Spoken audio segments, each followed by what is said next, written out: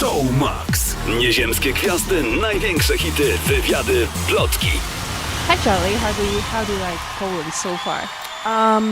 It's good. I've only seen the inside of this room, so the stadium looks really amazing from the outside. Yeah. It looks like something from the future. Have you tried anything Polish? I always ask about it. I haven't. What should I try? Tell me. Definitely pierogi. Okay. The dumplings. I don't know. Maybe. You Okay. know them. I'll check that out. Yeah. How do you say it? Pierogi. Pierogi. Okay. Yeah. I'll try them. When I was preparing for the interview, I saw on the internet people writing your outcoming, humorous, really funny. Tell me one thing that I wouldn't be able to find on the internet about yourself. I'm a terrible cook. I literally don't know anything about cooking or cleaning or anything at all. I'm very undomesticated, but I do like eating pizza in bed. That's like my go-to meal and place to eat. So yeah. Is it true that you were supposed to be a pop star? I read somewhere that people from the record label told you to brush your hair. When I was a lot younger, when I first signed, my record label were a bit confused by me, and they always asked me to like brush my hair and, you know, dress differently. But we soon figured out an agreement where they just never asked me that again, and I was happy and they were happy, so it was fine. Do you feel like you're the power girl in the music industry now? Yeah, one of them. I mean, I feel like there are a lot of amazing women in the music industry right now, and I feel blessed to be amongst them. Yeah. Tell me, what is your music basically about? I just want to make good pop music, basically. So, I mean, all of the songs that I write are very emotional. Even if it is just about going to a party, I still try and make it as real as possible. I just want to put emotion into pop music. I want it to be real and cool. Tell me, your album Sucker, did you record it under influence of some changes in your life after a heartbreak, or to prove that you moved on after some relationship? No, not really. It's quite an aggressive record. It's kind of just about me basically giving a middle finger to the people in the music industry who told me that I wouldn't be successful. It's quite a bitchy record. But there's also like a real sensitive side to it too in some songs. It's very girl power. It's that more than about like a relationship or anything like that. Your name, Charli XCX, it used to be your nickname on MSN. Nobody even remembers that. Yes. And you say it stands for everything you've done so far, which means? Oh, I think I said that when I was a lot younger, when I was too embarrassed to tell everyone that it just stands for Kiss Charlie Kiss, which is what it stands for. So yeah, it stands for that. How would you describe your image? Well, you don't look like a typical pop star. I don't know. I don't really know what this is today. This is like kind of Michael Jackson inspired in the feet area, I suppose.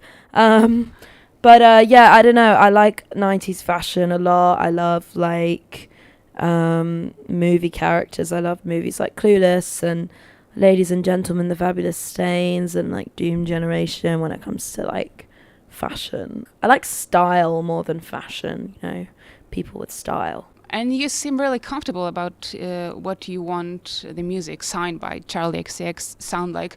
What would you like pop music to look like, to sound like, for example, in 10, 15 years? Wow, I don't know. I mean, you know, I think that there's so much cross-pollination between genres now that it's kind of impossible to tell.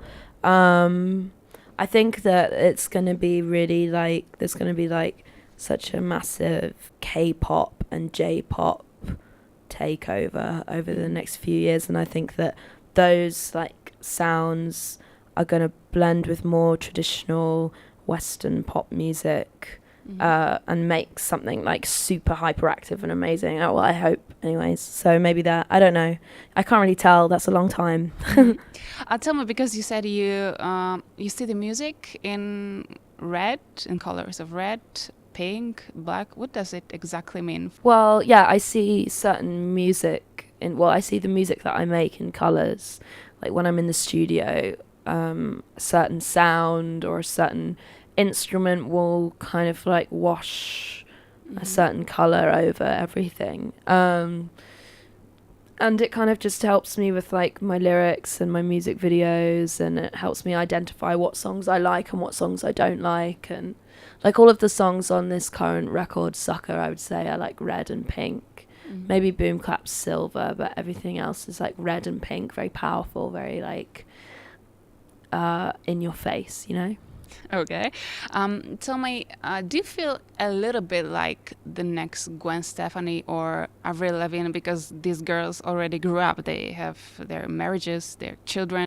Like you're the new girl who exactly can show the middle finger to some people?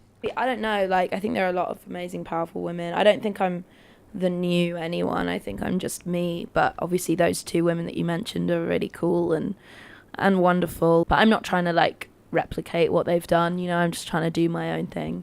And if people like it, then that's awesome. Okay.